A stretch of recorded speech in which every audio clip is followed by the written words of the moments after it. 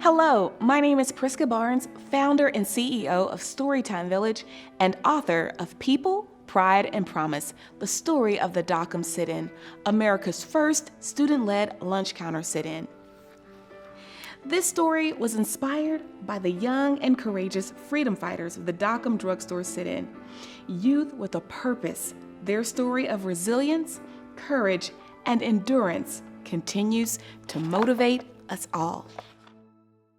Years ago in the United States, there were laws that separated people based on the color of their skin. Black people weren't allowed to sit at the front of buses. They weren't allowed to use the same restaurants or buildings that white people used. And they weren't allowed to eat at restaurants where white people ate. This was called segregation. In order to speak out against the unfairness of segregation, many brave people participated in sit-ins. You may have heard of sit-ins in the South. During these peaceful protests, Black people sat at counters in restaurants that only served whites. They refused to leave when owners tried to kick them out, and they kept sitting when white people spit at them or hit them. These sit-ins helped change the country and stop segregation. But what you may not know is that this courageous act also took place in the heart of the nation, in Kansas. And since you've probably never heard about the Dockum sit-in, I'm going to tell you all about it. This is me, Ron Walters, back in 1958. That's where it all began. Let me tell you a story of a people with pride and promise. This is a story of hope. What does hope look like? Hope looks like a necktie-wearing, briefcase-toting, bright and determined college student named Ron Walters. Ron dreamed of living in a place where he was treated fairly and equally. You see, Ron was from a town in Kansas called Wichita, a small, busy city with restaurants that were always serving hot coffee and cold Cokes at the lunch counters. But those lunch counters were whites only. They were closed to boys like him. This didn't stop Ron's dream, though. He was determined to sit at the lunch counter of one of Wichita's most popular whites-only eating establishments, the Dockum drugstore. Dockum drugstore was part of a chain of stores located all over Kansas and other states across the country. Ron dreamed that if Dockum would start serving Black people in Wichita, then that same change would happen everywhere, like a chain reaction. So he tightened his necktie, picked up his briefcase, and set out to make that change happen. Ron knew he couldn't do this on his own, so he headed to meet with a group of students called the NAACP Youth Council. Their mission was to fight for the rights of Black people across the country. At the NAACP Youth Council meeting, Ron cleared his throat and stood in front of the council. He had hope in his belly and strength in his words. As he spoke, he was inspired by the freedom-fighting courage of Rosa Parks, the students of the Brown v. Topeka Board of Education, and the Little Rock Nine. He told the youth, "We will change our hometown because we are a people with pride and promise." After hearing Ron's words, the group was ready to do something that had never been done in this small, busy city in Kansas. They were going to open the whites-only lunch counters to everyone in Wichita, no matter the color of their skin. We will change our hometown because we are a people with pride and promise. This is not only a story of hope, it is also a story of faith. When Ron was younger, his grandmother would always read him the scripture, "Faith is the substance of things hoped for and the evidence of things not seen." Now Ron and the Youth Council were stepping out in faith to create a change that no one in Wichita had ever seen. With the help of their advisor, Rosie Hughes, the Youth Council began preparing for their sit-in. They spent hours, days, weeks, and months preparing in the basement of St. Peter Claver Church. It was important that the group was prepared. because no matter what happened when they sat on those lunch counter stools, they could not move and they could not fight. No one knew quite what to expect. Would they be treated cruelly? Would they face violence? They soon would find out. Chester Lewis, president of the adult branch of the NAACP, gave the youth his blessing. Chester was a well-known lawyer, and Chester was proud, strong, and not afraid to fight for what was right. When blacks couldn't swim in whites-only pools in Wichita, Chester changed that.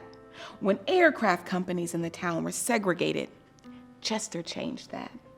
His determination inspired the Youth Council, and with his blessing, they were ready to protest the whites-only lunch counter of the Dockum drugstore. July 19, 1958. It was a bright summer day when the sit-in officially began. When the clock struck 10 a.m., one by one, the Youth Council filed into the Dockum drugstore and took their seats at all of the empty stools at the lunch counter.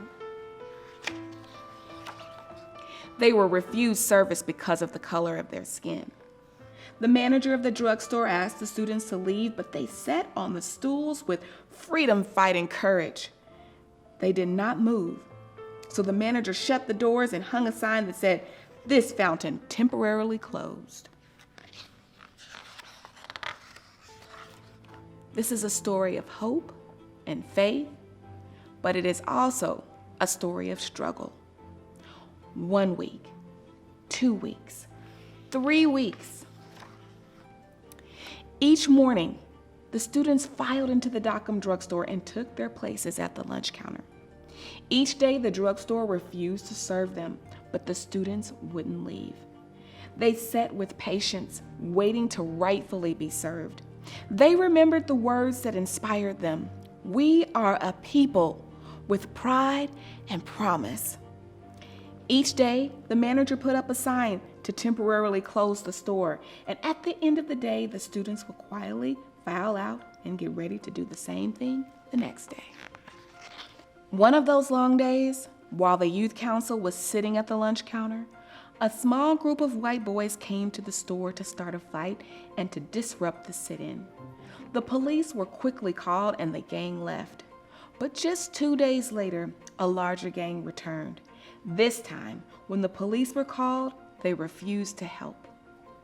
The students had prepared for moments like this when they were down in the basement of St. Peter Claver Church. They began to whisper the words that kept them inspired. People, pride, promise. Their whispers got louder. People, pride, promise. With freedom-fighting courage, Ron jumped to his feet, ran past the gang to the payphone, and called Chester Lewis. Chester sent a group of neighborhood boys who rushed to Dockum by the carloads. When they got there, they all hopped out of their cars and lined up across the street. The bright summer sun made the line of neighborhood boys look like an army of men that stretched as far as the eye could see. The gang was so scared by the sight that they took off running. Safe from the threat of the gang, the students kept sitting with patience, waiting to rightfully be served. They endured more threats and a continued denial of service at the Dockum drugstore. But after many weeks, the students were growing tired and weary.